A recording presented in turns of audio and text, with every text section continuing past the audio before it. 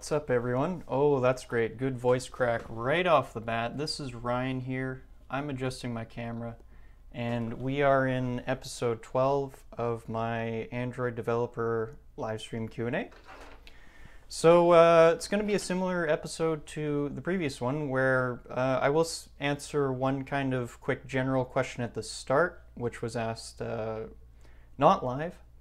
And then after that, depending on how many questions I get, I'm just going to jump right into viewer questions, and we'll try and get a whole bunch of them done today. But thank you for joining me. Really only one announcement for now, I guess two. So for number one, I recently completed part 3 of my Android RecyclerView tutorial 2017. And that tutorial has kind of gone from an intro to the RecyclerView to basically an introduction to Android development. So if you're curious, or if you're possibly either looking to understand how to build a RecyclerView, and then the latest video now, I basically build more advanced features of the RecyclerView, so animations, swipe to delete, undo, things of that nature. If you're interested in that kind of stuff, but also possibly interested in just a general introduction to building Android apps, I would strongly suggest that tutorial if you're curious about learning from me personally. So yeah, that's the main thing. Now, the big announcement, and this is something that I'm very excited about, is that basically the app that I've built at this point with the RecyclerView is pretty much set up. It'll take a little bit of tweaking, but it's just about set up to basically be imported and sort of have any kind of database you want attached to it. So the big announcement that I wanted to give is the first database and the first sort of branch of this application that I'll be building, and I will make a dedicated tutorial for it, is for Android architecture components and Room persistence library, which I'll be talking about in a minute. So if you're interested in Android architecture Android architecture components, building a Room database, and things of that nature, I will have a tutorial coming out shortly. I don't know exactly when, but expect it within the next 2 weeks or so. So yeah, that's pretty much it. And what I wanted to do is today I will give sort of a summary. I had a question from a viewer. So the question was from from Alexandre O, and his question was, what do I think about Android architecture components? And thank you, Andre. He's been with the show for quite a long time, asking good questions, and I super appreciate that. So what do I think of Android architecture components? Well, I have a lot of opinions on it, and let's get started here. Just going to clear up my notes. Okay. So what do I think of Android architecture components? So before we get into what I think of it, I just wanted to take you through a brief overview of what Android architecture components is, what they are, so to speak. And it won't be super in-depth, but I'll just give you a general overview, and then I'll kind of give my opinion on it. Now, a couple things just to note. So for starters, I've implemented a couple of these things in one of my apps, particularly Lifecycle, but I'm still actually going through some code labs and stuff like that. So my understanding of this stuff is not complete, but what I can give you is hopefully a good general overview of what the different things are. So let's just dive in here. So Android architecture components. So there's basically during I/O 2017, Google announced this thing called Android architecture components, and there's basically 4 primary classes, 4 classes within it, which you'll want to be knowing about. So the first kind of main component is the room persistence. Hopefully, is it A? I don't even know if it's an A or an E there. Room persistence library. Might be totally misspelling that. And so let's talk about Room a little bit. So The first thing is it's a database wrapper or construction library or whatever you really want to call it, and I am very excited for it. And the reason why is back when I started developing Android apps, which was back in 2014, our options for databases were basically limited to using an SQL database, and you either had to use the best way to do it was to use a content provider to sort of wrap the database. What I used to do was, this was back when I was pretty bad, I would use an async task to make changes to the database. Anyways, I wanted to just show you what we had to do before and why I'm so happy about Room Database. So this is a class from the first application I ever published, which is Catalyst. Unfortunately, this code isn't open source because it's really old. It's from 2015, as you can see, but I just wanted to take you through what we had to go through to create an SQL database. And like, to be fair, there's people out there who are really, really good with SQL. I'm an app developer. I like to learn little bits of things like SQL, but I don't want to become an expert in it. I don't want to have to study up on writing all these queries and all this crap. So this is what we basically had to do to create our database. We had to create basically all these different strings, and there was some contract class, and whenever I wanted to sort of insert data or anything like that to the database, you had to create this content values thing. You had to have a cursor. Where's a cursor? If you wanted to sort of parse the database, or sorry, if you wanted to query the database, you had to make sure that you closed the cursors in the database when you were finished with them. As you can see, like just to get, for example, just to insert some data into this thing, it was quite an operation. And sort of one of the key things about it was that it was very easy to screw it up and cause things like memory leaks, or there was like a specific thing, I think it was SQL database not closed exception. The point I'm trying to get at is making an SQL database used to be kind of a nightmare. It was possible, but the documentation was pretty bad. And there just weren't a lot of resources to figure out how to do it. So recently, the Android team released this thing called Room Database.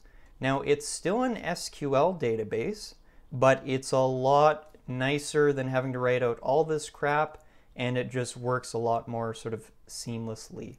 So what I'll do now is I'll just give you a really quick overview of what Room Database kind of looks like.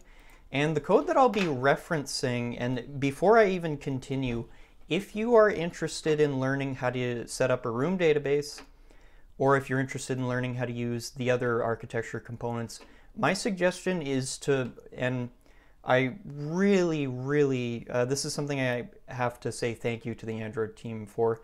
The resources for learning architecture components are fantastic. And this is coming from someone who, unfortunately, I have crapped on the documentation on the developer website before, but I have to say, like, the Android team has just done an unreal job. So here's my suggestion to you if you want to learn this stuff. Check out the Google I/O 2017 conference and the videos on that, and check out Android architecture components. There's multiple different videos which basically lay out the entire thing. And the other thing I wanted to suggest to you, and this is how I've been learning this stuff myself, please go to Code Labs, this URL here, Google Code Labs. The room one is called, I think, Persistence Code Lab for Android, and the other one I think is called Life Cycles. I don't really know. Just go check out the Code Labs link here, and you'll just go through the Code Labs. They take like an hour, and they'll give you like just a good understanding of this stuff. Now, that's my suggestion for a learning resource. But what I'll do is just really quickly take you through, for starters, Room, and then we'll talk about live data. And this is just an overview. I'm not giving a huge lesson, but and I will actually be referencing the code labs. This is not my code here. This is the open source code from the code labs. And let's just talk about it really briefly. So all I wanted to do is just overview the general parts of a room database and how much easier it is to set up compared to the previous things that we had to do, and just kind of how neat it is. So let's have a quick look here. So really all I'll talk about today is the stuff contained within this DB package here. So the first thing is, to set up a room database, you're going to need an abstract class. Let me just zoom in. You're going to need an abstract class annotated with a database annotation. And what you can do is, for all of the entities or models or whatever you want to call them that you wish to represent in the database, that you wish to sort of put down as SQL, you can list those entities here. This is of course the database version. If you basically, if you need to update the schema or the way your database looks, you need to increment this up by 1 or whatever. Doesn't need to be 1, but you need to change that. And yeah, this is basically it. So how this thing kind of works is, you set up this database class, you set up your entities, which are just things that you want to represent. So for example, we've got a book, and a book has an ID and a title. Well, just a title really. Each of these entities, you're pretty much going to want a primary key. Also note that an entity is annotated. This is an annotation-based library to a large degree, which is super cool, because annotations are generally pretty awesome. And yeah, so you annotate your model classes with this entity thing, your entity classes, whatever. Everyone likes to use different words. Give it a primary key, which is just like a string. And there's different things you can do. So for example, we've got this loan entity here, and boom, all of a sudden you're seeing all these things. Well, basically all this is doing is you, again, annotate this class loan like entity. And since this class loan contains more than just like primitive data, more than just more than just like an ID, a book ID, a user ID, since it contains, for example, I'm just trying to think of how to actually word this, references to classes, which references to other entities, you can just set things up really, really nicely. Where's another example here? Like we've got our user here. So that's the basic. I know I'm not really telling you a whole lot about it. What I'm just trying to show you is that, like, compare what you're looking at here. I know it's a little bit intimidating, but compared to what I showed you before with Catalyst, this is so sleek and sexy and easy to work with. And so yeah, I'm not going to, this wasn't a lesson on Room, but this is kind of a general overview of it.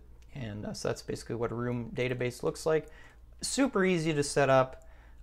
We've got these nice builders we can use to, and a singleton to instantiate it. So it's going to be a lot more sort of synchronous and safe compared to the old approach. Super excited about Room database, and that's basically it. If you want to learn how to actually build one, hit up the code lab. So the next thing we'll talk about is the rest of the architecture components, and then after that we'll get into just general questions and answers. So that's the Room persistence library in a nutshell. And it is, so the main thing, just to summarize it really quickly, a library, an annotation, annotation, come on, Ryan, annotation-based SQL database. I kind of want to say wrapper. I'm not sure if that's exactly the right, whatever. An annotation-based SQL database manager library. And that's basically what Realm Database is. One note, it can be configured to work with RxJava. Just a little note there. I believe it can be configured to return observables or flowables or something of that nature. So that's Room Persistence Library in a nutshell. It looks like it's really easy to set up, and it's probably going to be pretty seamless to work with, so I'm super happy with it, and I will actually give a real tutorial on that once I've built one. Let's talk about the rest of the Android architecture components. So we have 3 more. We've got, let's start with lifecycle, we've got live data, and we've also got view model. So the first thing is this lifecycle. So one of the most frustrating things to kind of deal, not frustrating things, but it's an obstacle. Look, if you want to be a good developer, one thing you're going to have to deal with is orientation changes, or if someone phones the user while the app is open, things of that nature. Basically, situations where an activity's lifecycle gets disrupted or recreated by necessity. So the thing about that is, naturally, if you contain your data, if you are storing the state of your application, when I say state, I mean like the state of the data, if you store that in an activity, as in like as member variables or whatever the word is, fields in an activity, necessarily those things will be destroyed, for example, when the orientation of the phone changes. This is an obstacle. So there's, over the years, been different ways of solving this problem. Like, for example, in the past I might have done something like had a fragment with set retain instance true set to it, and so that in that way when I tilt the phone, the fragment would detach, reattach, and I could hold the data within the fragment in those kinds of scenarios. There's different ways to handle it. The point is, though, you wanted to handle those scenarios. You could also handle it like doing what's that thing called? On restore instance state, non-save instance state, and things like that. I was never really a big fan of doing that. And now we have some really powerful solutions to deal with this. The theme of today's little rant is that I'm really happy with the Android team. They've done an awesome job with this stuff. So, and I'm not always that... I am a little bit more critical than I'd actually like to be sometimes, but this stuff is great. So the most important thing is we need some way of handling the activity's life cycle and the state of the application in situations like orientation changes well. Enter life cycle. So basically, in a nutshell, again, I'm not going to explain the entire thing, but how lifecycle works is, let me pull up some code. This is one of the few things I've partly implemented in one of my own applications. This is Pause Trainer. Basically, how this lifecycle thing works is for things like activity or a fragment, you can set them up as lifecycle owners, and then you can have other classes be set up as lifecycle observers. For example, I have my, this is a model view presenter application, and my presenter is a lifecycle observer of my fragment, if I recall correctly. Is that what I pass in as the lifecycle? I don't know, I'm pretty sure. Where's the friggin' thing? Oh, whatever. So once you designate this thing as a lifecycle observer, the lifecycle observer can sort of, again, this is an annotation-based thing. You can set up annotations to respond to lifecycle events. Lifecycle events of what? Well, for example, let's check out reminder list fragment. And I can't even remember how I set this thing up originally. But basically how this thing works is, did I set this up? Let's hop into the code lab, and that'll be a little bit more seamless. But just in a nutshell, you can create a fragment or an activity, and it is basically a lifecycle owner. Like, for example, activities even have this thing called lifecycle activity. Now, the thing about this stuff is it's not finalized, so that's part of the reason I'm kind of ambiguous about this stuff. Also, I'm learning it myself. But simply put, you can handle lifecycle events in an annotation-based way. And so, for example, when the fragment starts, when onStart is called in the fragment, I can then sort of use that as my cue in my presenter to say, hey, let's start this model view presenter component. Go get the data. The fragment's ready to go. Or for example, if onDestroy is called on the fragment, that's my hint in my presenter to be like, hey, let's let go of all of our observables. It's an RxJava thing.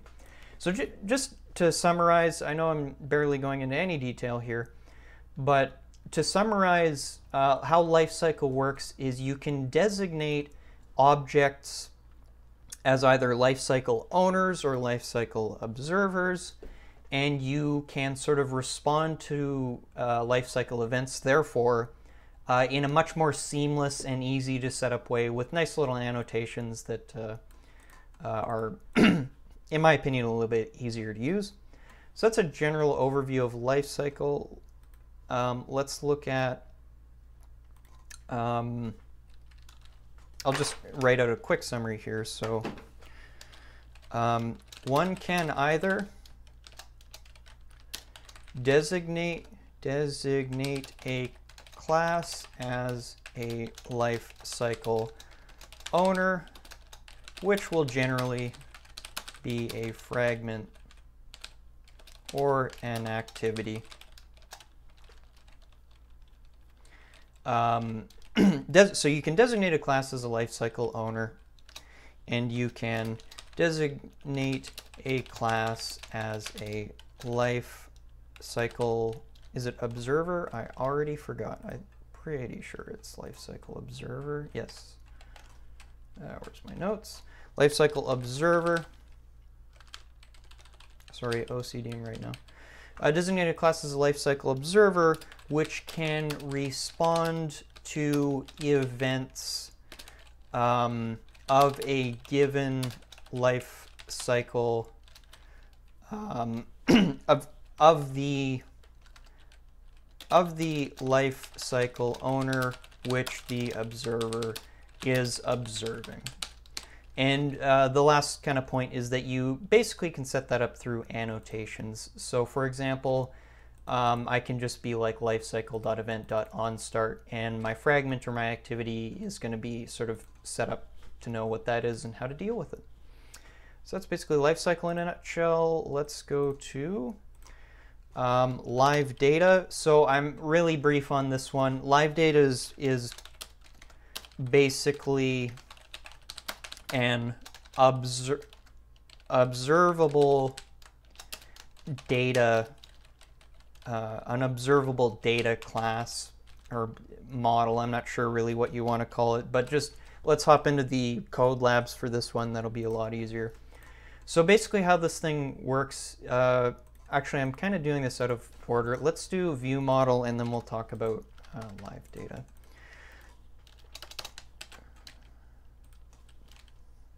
So view model is essentially a class which you can set it up in your application so that it can also sort of be like a lifecycle aware model which can persist through orientation changes, which is super cool. So that's basically it. A lifecycle aware model class which can persist data on orientation changes. And pretty much how that works is, let's say you've got an activity.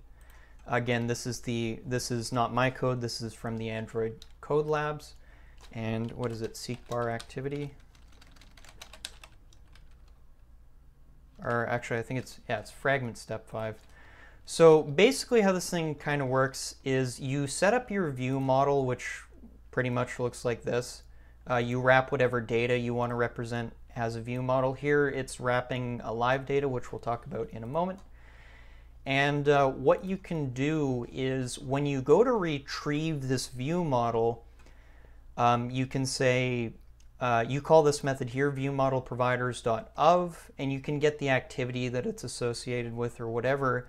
And so what this thing is going to do in a nutshell is it's either going to check if there is data which was persisted, or it's going to create or get a new one. It's going to be able to understand basically whether the data needs to be persisted from an orientation change or not.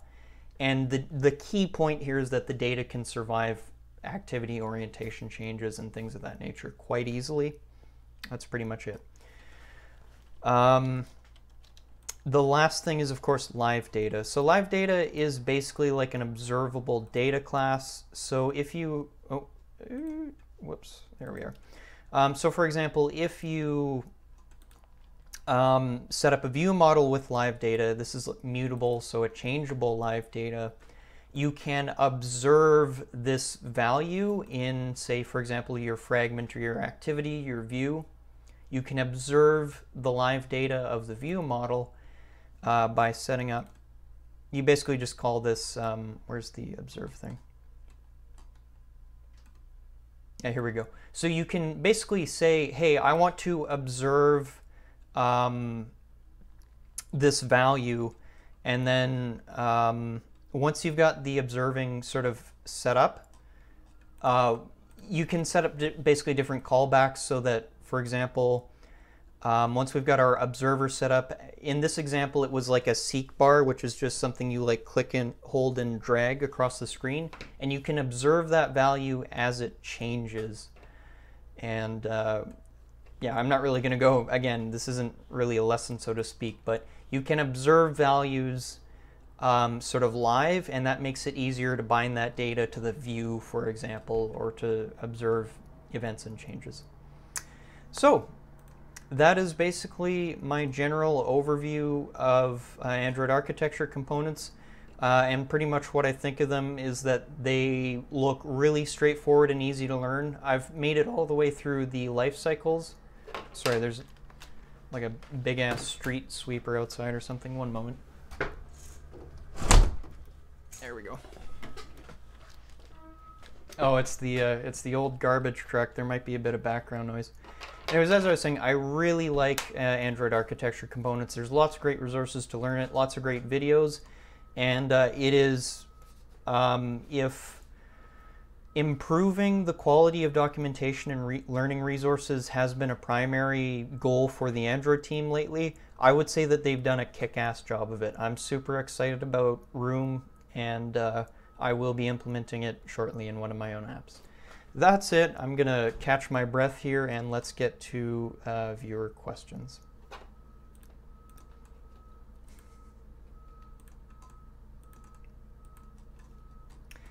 Wow, that was 28 minutes. I do apologize about that. So if you've liked the show so far, do me a favor and hit the like button below if you care to. And if not, that's fine.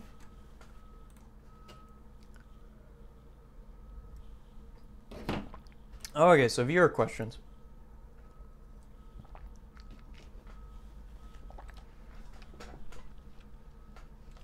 Okay. So we've got a question from Mr. Rainmaker. And so let's see here.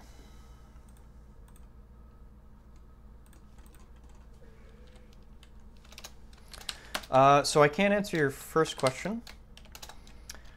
So the first question was, is Room faster? What was exactly was the question?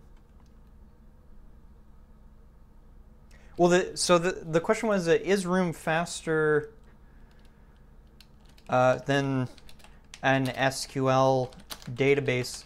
Now, the thing about Room, Mr. Rainmaker, let me write down your other, and the second question was, is it ready to use in production?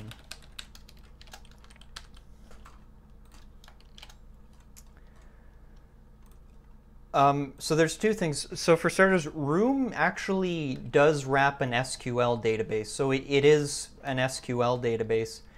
The way that it, again, to sort of talk about how it works, where's the sample? So how it kind of works is you set up these, I totally forgot to even talk about this in my introduction, but you set up these data access objects for each entity, and this is where your SQL will basically be written. So you do still need to set up this SQL stuff. It's just a lot easier to work with it through annotations. Also, a really awesome key point about Room is that they have added in compile time errors if you mess up your SQL. So for example, if I were to get rid of this N and then try and compile it, it would give me an error saying, hey, I don't understand what lone O means in SQL. That's super nice because you can catch the error before you even have to deploy the app, which reduces production time quite a bit. So yeah, so Room is an SQL database. I don't really want to say wrapper because I don't think that's entirely correct, but it is still SQL based, which is an important thing to note. The second question was, second part of that was, is it ready to use in production? It will, it's going to change slightly, possibly, I don't know. I would say it's basically safe to use. It's safe to start building apps with it. I would say it's one of those things where they might end up changing something, so like don't get pissed at me if they do, but like in general, they're not really going to release something and like super prematurely. Until I get it working, I can't say for certain, but I think it's safe to use in production at this point. Basically, by the time I write my own implementation of Room database, I'll decide at that point whether it replaces Realm or I decide to stick with Realm as my de facto database class, and I'm just not ready to make that judgment yet, but I think it's pretty safe for production. Yeah. So what else have we got here? So Sushila is asking, he's just started watching my videos, and do I explain the fundamentals of RxJava anywhere? I'll have to give a short answer to that. So RxJava implementation is actually something that I am currently sort of trying to finalize myself, and I'm not talking about the basics of RxJava. If you want to learn the basics of RxJava, I'm just trying to think of what might be a good resource.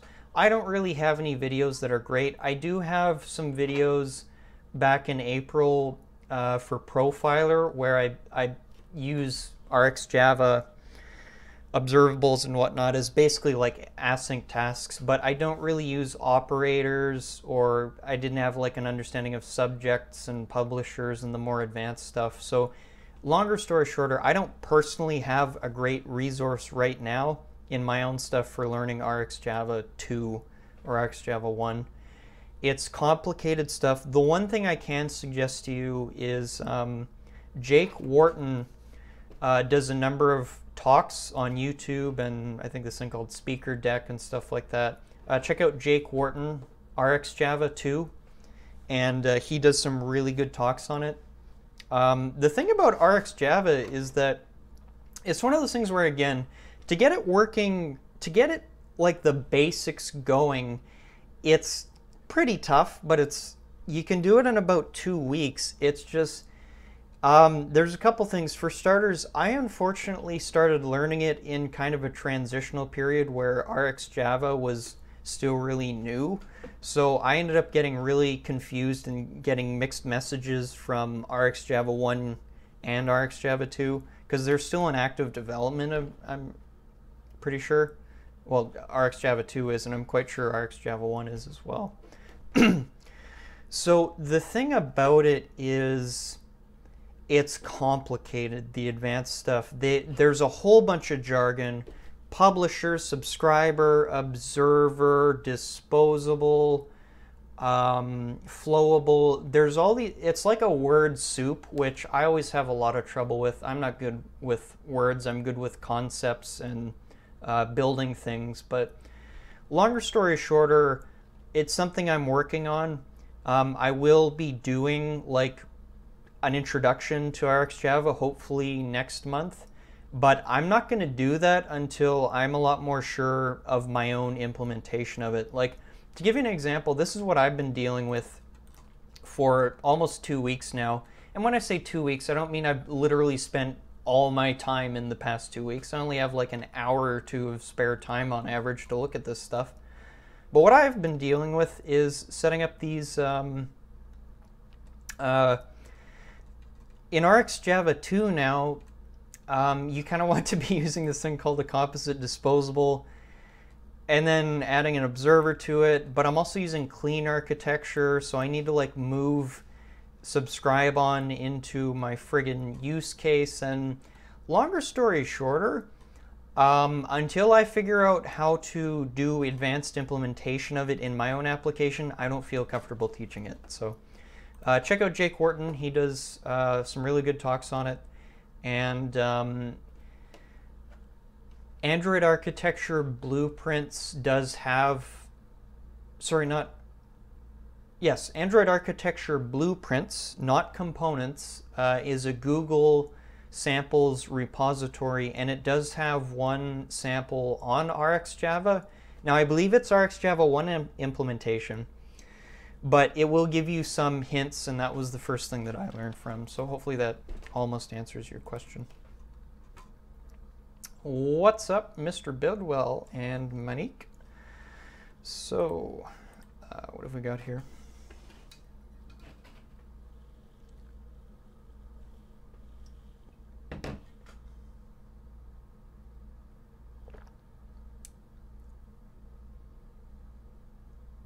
Okay. So this is an interesting question from Monique.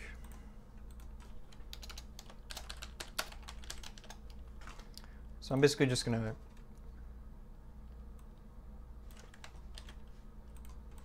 copy and paste the whole thing. Okay, so Monique asks, so he's created an alarm clock app, and the alarm clock is not firing on time, and he's using multiple alarms. So this is going to be an interesting one.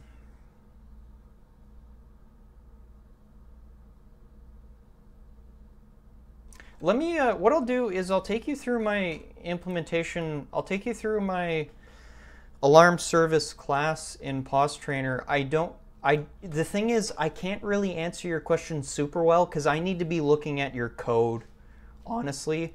But what I can do is show you what I do in Pause Trainer, and that might help a little bit. And I'll talk about some of the challenges I've dealt with using the Alarm Manager class and things of that nature, because there are quirky little things you need to get used to for setting up alarms.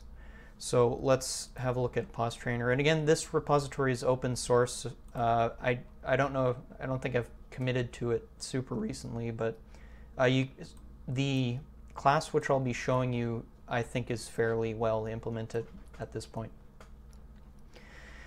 And that class is within the data package under alarm in alarm service.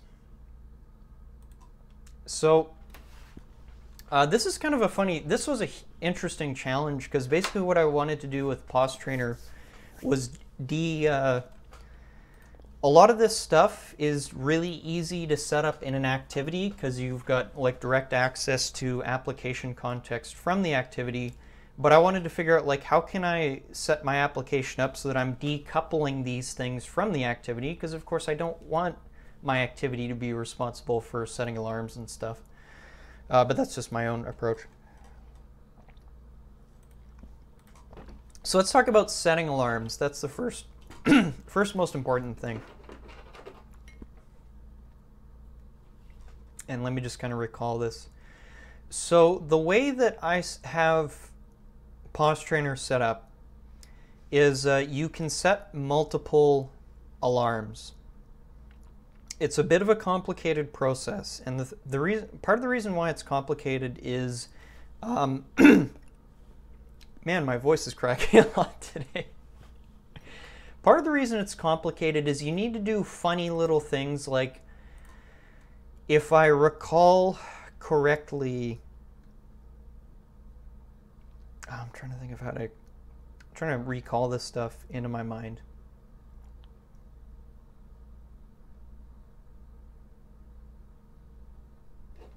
Pending intent. So there's a couple things. When you set up your alarms, I believe, if I recall correctly, unfortunately it's been months since I've thought about this, but when you set a pending intent, you need to make sure that you give it, I think you need to give it like a flag. You need to give it like a unique ID. So that's the first thing. When you're working with multiple alarms, you need to have a system set up where not only are you setting that unique tag for the alarm, I believe in the pending intent, but naturally you also need to store that so that you can retrieve it later. Hence why I have a whole alarm service class, and then I also have a whole reminder service, which is basically a big realm database to store the IDs and things of that nature. Sorry, why am I in that mode? Sorry, I've got this alarm service and I've got reminder service. So when I set how this thing kind of works is the first thing I do is I send in a reminder object which contains data about the alarm. So it contains the hour of day that this thing needs to fire on, and it contains the minute. And the first thing I do is I say check alarm. What the hell is check alarm? Basically what that class does is, for example, let's say someone sets an alarm in the application for 10 a.m., but today is like already 12 p.m. In that case, you need to add 24 hours to the alarm, which works out to whatever the hell this is, 86, what would that be?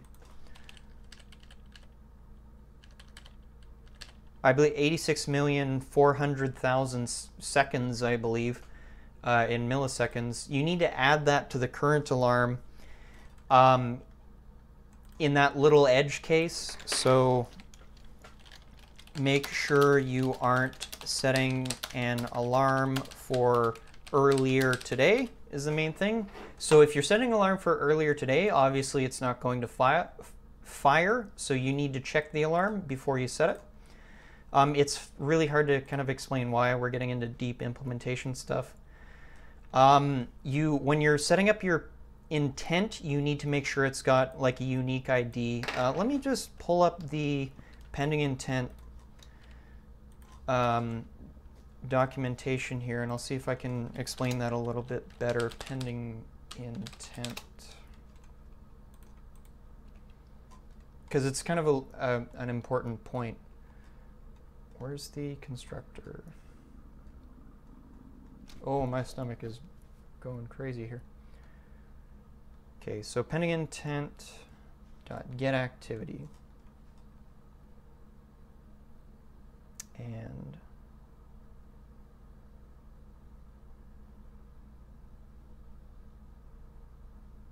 okay, here we go. So this is like a gotcha for dealing with Alarm Manager here.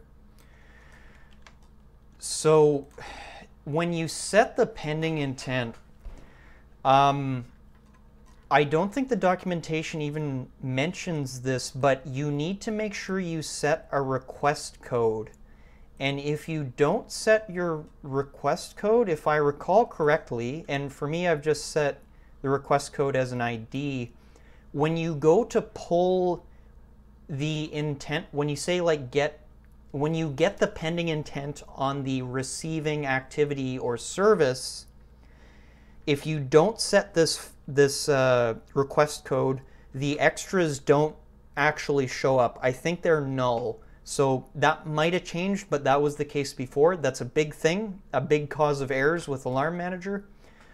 And that's basically all I can talk about with pending intent in Alarm Manager to set it. The last thing I'll do is I'll talk about receiving the alarm and sort of setting it off. So, excuse me. So in POS Trainer, where have I got the thing?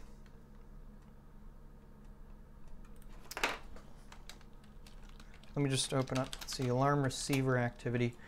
So I've got this thing, alarm receiver activity, which receives this is the activity that is fired when the alarm goes off.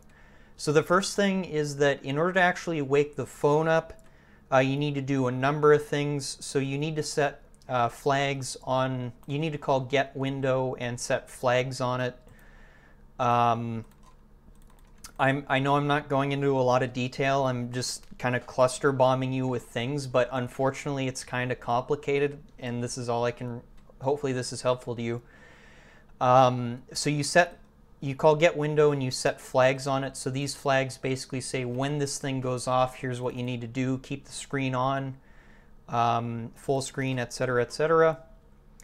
When we receive when the intent goes off, I get the ID of the alarm which was set from the extras. And again, I'm quite sure these are null if you don't specify that, what was that friggin' thing called? Intent something or other? Request code. So that's the little gotcha there. And then what I do is I just pass that ID into my fragment. So the next thing that'll happen is that'll go into the fragment, which will then go into the presenter, and then the presenter will say to this alarm service, hey, start this alarm. So the way that you kind of start an alarm is you say, for example, wakelock.acquire. So what the wakelock does is it sort of locks the CPU on. It wakes it up and maintains it on, and you need to also add permissions. On another little thing, Android manifest, you also need to make sure you've got your permissions set for wake, lock, and vibrate, blah, blah, blah. And then you acquire the wake lock. So that'll wake the phone up once you've got it set up with once you've got this stuff set up here with your flags. And that should be what sets your alarm off. Now, how I kind of have this thing set up, let's lastly go to the presenter, alarm receiver presenter. When this presenter starts, it does a couple of things. So the first thing that it does is it gets the data for the alarm that was passed in via intent. And it's going to grab that, and if it finds that alarm, it's then going to jump to this method here, check reminder state. And then it does a bunch of things like if the reminder is to be renewed automatically, I just call this start alarm. And that, this is really complicated, I'm sorry, but it just is. If it needs to be renewed automatically, I don't change the state of the alarm in the database. I just set a new alarm, or I just fire it. I just set it off. I call start alarm in the service, which is just this thing down here. And otherwise, if I need to set it, if the alarm wasn't designated as renew automatically, I have to set it as active false, and then I write that to the database. Then I start the alarm. Let's look at start alarm in the presenter. What this thing basically does is it just calls that wake lock thing, and what it's going to do is it's going to hop into this start alarm class. If the reminder is set to vibrate only, it's going to set off the vibrator, which is down here. If I want to play sound, I play alarm sound, which sets up my media player. I'm all over the place. Hopefully that cluster bomb of shit and information was helpful to you. Android alarms and managing them properly is a fairly complicated thing. My suggestion to you, go check out my source code or source code about Alarm Manager. And if you have like a specific error, I might be able to help more specifically, but that's my general approach to alarms currently. That was fun. Yeah, so this, the link to that project is just in the description box of my stream thing here. It's called POS Trainer, and it should be like the first repository. It's open source. I'm updating it constantly. What else have we got here? So I'm only going to do one more question. And this is from Mr. Bidwell. Alrighty. So the question is, do I have a good resource to create a login within an Android app? And this is a interesting question as well.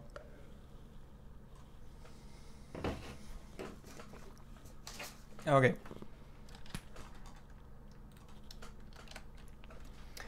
So one of the more interesting things you'll kind of need to do when you're building sort of modern applications is, in a lot of cases, you're going to need to have some kind of login set up, some way of managing users. Now, the thing about that is that you need to be really friggin' careful. If your application is storing, for example, sensitive user data, so for example, emails, passwords, like for example, let's say like the average user is probably going to have the same password in a lot of different accounts. So if your application stores their email, their name, things like that, a password, if a hacker gets a hold of that, they could basically just like Google search this person or try that password in their email, and they'll have a decent chance of success. So when you're setting up logins in your application, you need to be very concerned about safety and security. Now, this is not something that I am a major expert in, but what I can share with you is an approach which I would kind of recommend. You're going to want, in my opinion, I really am not an expert in this, but I would say you're going to want to set up some service or use some API for user management and storing sensitive data. If you're a much more advanced user and you know how to write your own sort of secure database, then obviously, A, I don't know why you're watching me, and B, you can disregard this. But for someone who's sort of a beginner intermediate, how do you set up a user management system is basically the issue here. And what would I do? I would use Firebase. So that would be Firebase auth. And what I'll do is, I honestly, like, the easiest thing I could do is just point you towards the documentation for Firebase. Let's see here. So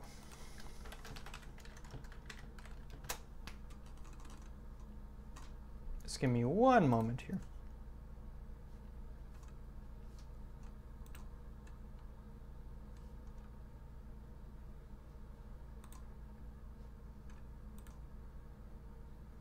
All right. I can actually. Sorry, just give me one moment. Just deleting, there was some data in here which I didn't want. There was some sensitive data in what I'm about to show you. So what you're going to want to do, sorry, just one, Firebase Android. I'm just setting up my stuff for the example that I'll talk about. It just takes a moment because I do this stuff live. Okay, so here's what you can do. So a quick and fairly straightforward way to set up user management if you're not an expert and you don't want to have to set up your own user database and go through all of that crap is you can check out Firebase and use Firebase API. So before Firebase, we had this thing called Parse from Facebook, and unfortunately that ended up getting trashed. I don't know exactly why, but it was also kind of like a third-party back-end / user management system. So what you can do is Firebase has a number of different APIs you can use. So there's like cloud storage with real-time database, but the thing you'll be wanting to look at is authentication. Head to the Android section and just basically just go through these docs. They're really good documentation. And what you can do is you sort of set up your Firebase account and you set up a project with it. This will tell you all you need to do. And then you can do stuff like get current user. There's all kinds of different things you can do. So a key point is, if at all possible, try, unless you know what you're doing, try not to create accounts via if at all possible, try to create accounts by verifying through Google. So using authenticate, use Google sign-in, or authenticate using Facebook or Twitter or something like that. Why do I say that? Why do we say that? Basically what you're doing is, if you create accounts based on whether someone is able to sign into their Google account or their Facebook, you are decoupling that data and that user creation outside of your app, and you're sort of bringing that functionality or bringing that responsibility into Google or Facebook or Twitter or whatever. So your application basically says, hey, this user is using my app. Hey, Google, do they have an account with you? And then, so they'll get sent to like there's different ways you can do that, but usually you'll send the user to like an outside application, or maybe something within your app, which they can use to input their Google login securely, their Gmail login, or their Facebook login securely. That thing will kind of do its own thing, talk to Google or Facebook's API. There will be a response which goes back into your application, and then once that's verified, you can create an account. This is a lot safer because then you're not really storing the password and email in your app so much as you're basically delegating that responsibility to Google or Facebook or whatever, and they know how to secure users properly.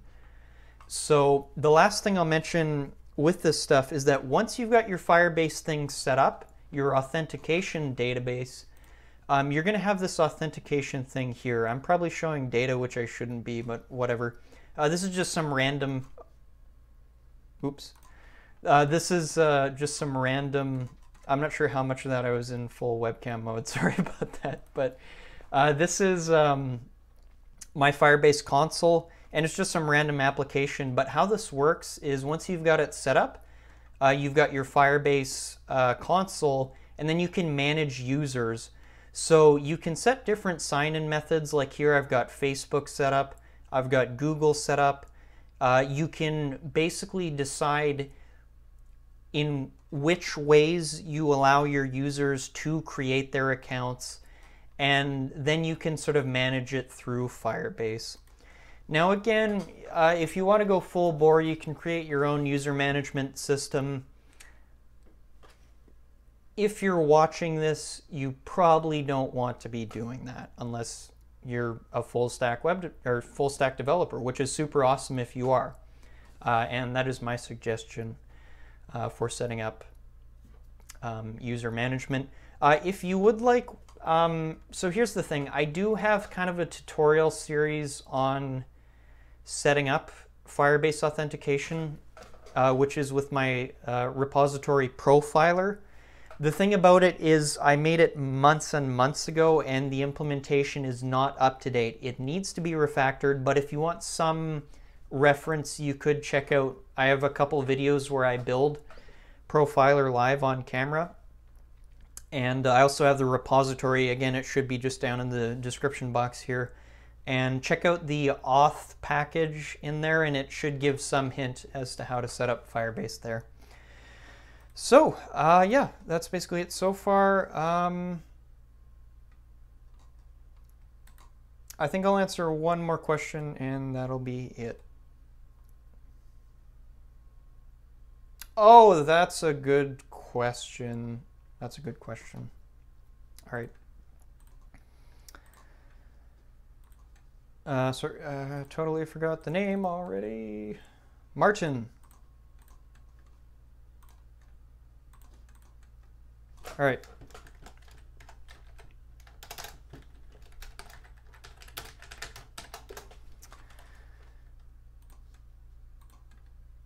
Okay, so this is a good one. So Martin asks, can I suggest a resource for learning solid principles?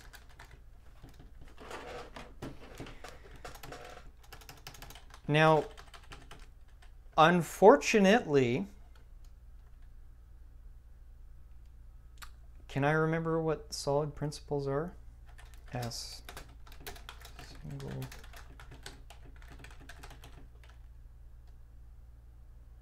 I don't think I can. So here's the thing about this stuff. So every now and again, you will hear me babbling about using solid principles, things like the single responsibility principle, etc., etc. So what is all that stuff, and what are some resources for learning it? Well, my contact point with solid principles comes from an individual by the name of Robert C. Martin. I mention him quite a bit, and he has lots of content, lots of content on YouTube. But let's talk about solid. So let me pull up here's the issue for me. I don't remember words well. I remember concepts and three-dimensional and two-dimensional stuff like that. So I can't actually remember. I use solid principles a lot. I just can't give you the words of all of them. So let's just go over I'll talk about kind of my experience with solid principles. Oops, come on, Ryan.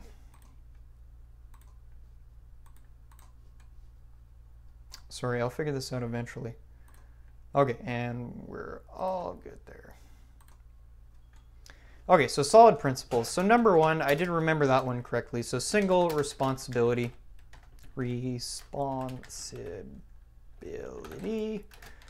principle, open/closed principle. Yeah, I'm not even going to be able to. Okay, so Liskov substitution principle.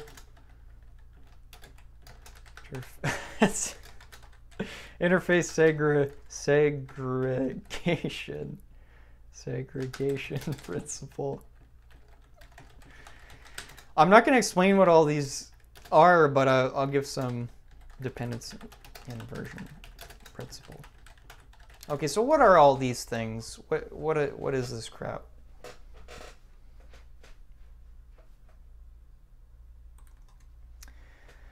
What are all these things? We've got solid principles. I'm not an expert in all of them. The one that I observe in more things than just application development, the single responsibility principle is to me one of the most, is almost like a fundamental law, but I won't get that. Anyways, let's just keep on topic here. So what are solid principles and why would you want to learn them? In a nutshell, there are ways to build software, there are ways to build architecture, even buildings. There are ways to build things which tend to make sense, which tend to, when you account for them, when you follow these principles as you construct the thing you are building, you will tend to solve a lot of problems before they become problems. So the only thing I will do, really that my main contact point for just building applications in general, I'm not a words, I'm not the whole, we've got all these names, we've got single responsibility, open close, list-off substitution, interface segregation, dependency inversion. I don't care about all the friggin' names.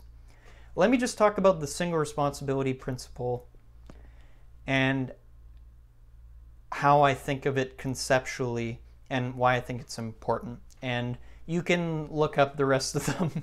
I don't have great resources for learning the rest of them other than just, I spend a lot of time building applications, and so I tend to integrate these things as best I can, but I don't remember the words or how to describe them super well. So let's think about single responsibility principle and why is that so key? Why is this so powerful and why am I talking about it? Why is someone asking about it? Let's say you are designing a house. So you're in your blueprint stage. You're drawing the floor plan and the blueprints of your house that you're building or structure. So simply put, whether you are building a software application with layers or you're building a house with specific rooms, with specific responsibilities, which is really key, single responsibility, or you're building a YouTube channel and you've got, you know, some videos that might be all over the place, which tends to be me, or some videos which are very dedicated, or, you know, just really anything where you're building something, it tends to follow that you should either your approach or your room or your class or your layer of your software architecture should not deviate from its specific responsibilities. So what is that? How does that apply to Android? The way that I build software applications in Android is my activity, its responsibility, its single responsibility for the most part, is a container. It contains the model view presenter stuff. It will feed that stuff data if it needs to, for example, from extras or on activity result or things of that nature. But that's all it does. It doesn't do the view stuff. The fragment is the view. That's its single responsibility. It draws things on the screen, and it also it accepts user input, but it doesn't do anything with the input other than just like handing it off to the presenter. The presenter is sort of the logic of the application to a large degree. It coordinates things. It'll talk to the data, the services. It'll talk to it. It'll take that and give it to the view. It'll tell the view what to do based on what the view says to it. And that's its responsibility. It's like a logic center and it coordinates things. Then the database is responsible for storing data. Why is this important? Why do you want your different parts of your application to only do specific responsibilities, to not really deviate, to not have an activity which has code to store data, has code to draw things on the screen, has code to talk to services, has code to do this, that. The God activity, everything in an activity, which is really friggin' bad. Why is it bad? So many reasons. Number one, it's impossible to test. Imagine trying to test one single class which does 50 different things, has 50 different dependencies, all of which you need to mock or fake or something. It's a nightmare. That's the first thing. Really difficult to test. And then to work this thing back into my architecture, building architecture analogy, I just have to ask you, let's say you're designing a house.